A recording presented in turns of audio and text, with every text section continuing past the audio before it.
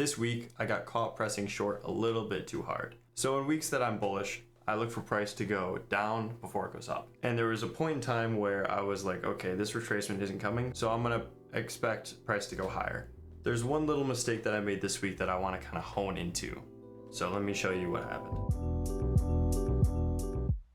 So my first entry was here, as shown in this VOD. We kind of reject here, and then we started breaking higher, but I didn't really like how long it was taking. So I exited prematurely and switched my bias completely.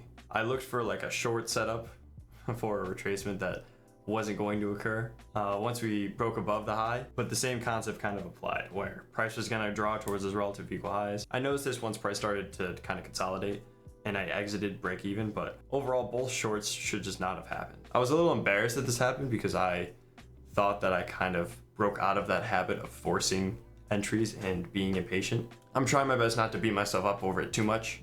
I'm a bit of a perfectionist. It's something that I'm learning gradually. But overall, we ended at a balance of $50,290.75, which is around 0.5%. It's 0.46%. What I like to do into next week is to really focus on taking one trade only and making it a high probability trade. I am above that 0.25%, so I can level up my risk exposure from 0.25% to 0.5%, but I only want to take one trade next week. So I break down my monthly and weekly analysis in Notion, and if you look at the charts, we see the big open gap up here.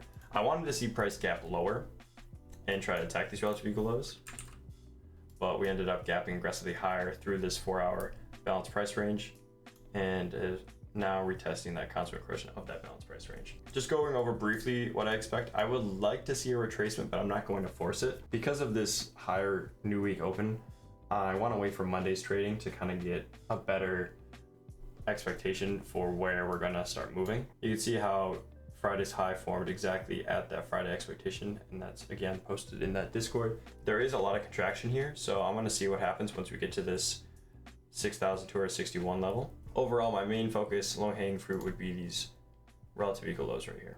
So I'll keep you updated on what I'm expecting and see if I actually stick to my plans, but overall, a lot of learning rules that I'm gonna try to implement into next week. I will call it a success if I only take one trade, but that's gonna be it. Thanks for watching. I'll see you next week.